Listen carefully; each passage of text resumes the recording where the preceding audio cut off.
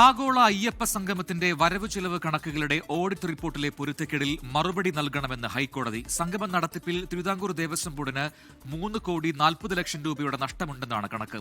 കണക്ക് കൃത്യമായി പറയേണ്ടത് ദേവസ്വം ബോർഡാണെന്ന് മന്ത്രി VN വാസവൻ പ്രതികരിച്ചു.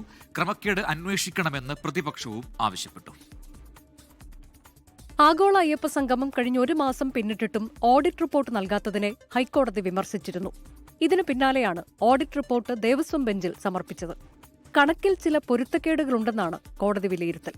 വിശദമായ മറുപടി നൽകാൻ ദേവസ്വം ബോർഡിന് ഹൈക്കോടതി നിർദ്ദേശം നൽകി. അയ്യപ്പ സംഗമം നടത്തിയതിലൂടെ 3 കോടിയിലേറെ രൂപയുടെ നഷ്ടം വരുത്തിയെന്നാണ് പുറത്തുവരുന്ന വിവരം. ദേവസ്വം ബോർഡ് അഡ്വാൻസായി 3 കോടി രൂപ അനുവദിച്ചിരുന്നു. ഈ തുക സ്പോൺസർഷിപ്പിലൂടെ തിരിച്ചുപിടിക്കാനായിട്ടില്ല എന്നാണ് കണ്ടെത്തൽ.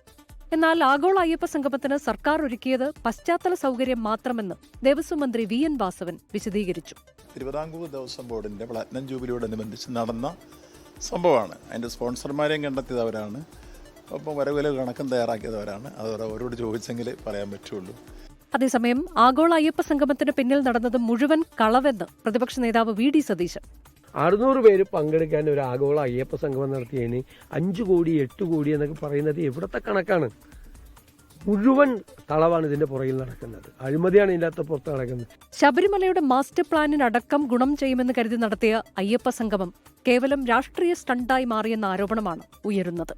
കഴിഞ്ഞ സെപ്റ്റംബർ 20-നായിരുന്നു പമ്പയിൽ ആഗോള അയ്യപ്പ സംഗമം സംഘടിപ്പിച്ചത്. 24 കൊച്ചി.